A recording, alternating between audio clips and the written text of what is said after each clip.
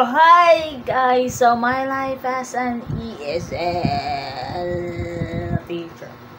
So, it's almost 3:46 a.m. today.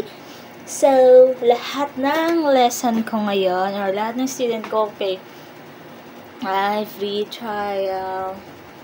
And, na-shook ako bigla kasi, that is not my first time, but nung first month ko is February, nakatry lang ako once, pero may lesson siya. So, ngayon is different. So, I have this students free trial but no lesson at all. So, can you please suggest paano mag-handle ng new student na may free trial na walang lesson? Kasi, I don't know how to start my topic.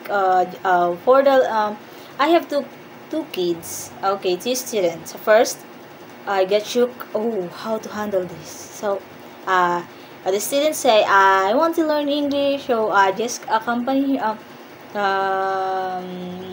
Let me say. I just say, oh, okay, you want to learn English? Oh, teacher will teach you. 5 will teach you, and this. We have a language, bulb.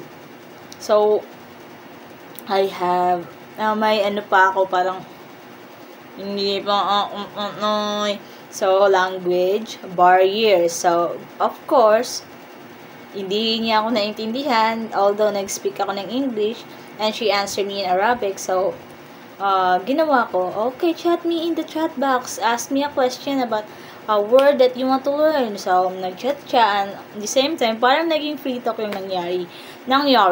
So, second student, she just want to learn English too, but andun yung parents niya sa gilid. So, nahiya po si Ate Reds niyo. Okay. So, ang nangyari, tinuruan ko siya ng ABC, the basic. Of course, doon talaga magsisimula, the alphabet song, the alphabet, A to Z, marunong siya. May ibang word o merong question na hindi niya maintindihan. So, yun lang. I just share my day because I'm so sleepy and up until 4 a.m. pa yung class ko. So, my ganap is, I'm just eating here while waiting for my next class because nag-absent yung class ko. See ya!